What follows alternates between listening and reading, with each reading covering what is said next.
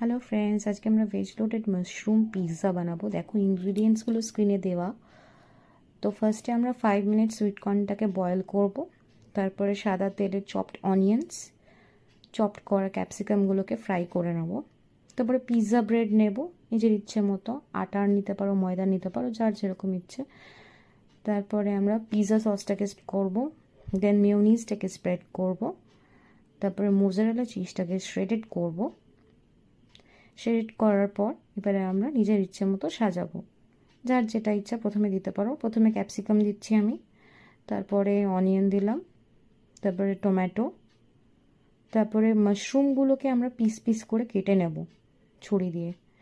যতটা ইচ্ছে 1 প্যাকেট নেবে, নিজের ইচ্ছে মতো কেটে নিলে। তারপরে সুইট কর্ন ছড়ালে, মাশরুম দিলে, তারপরে চিজ দেব আমরা। চিজটাকে আমরা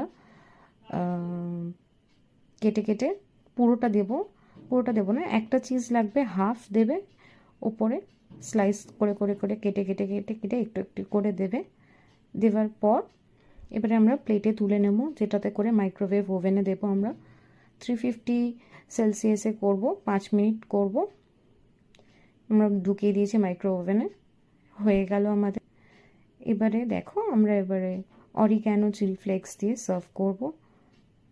দেখো হয়ে গেল সুন্দর। সাবস্ক্রাইব করো, লাভ দিও, অনেক ভালোবাসা দিও।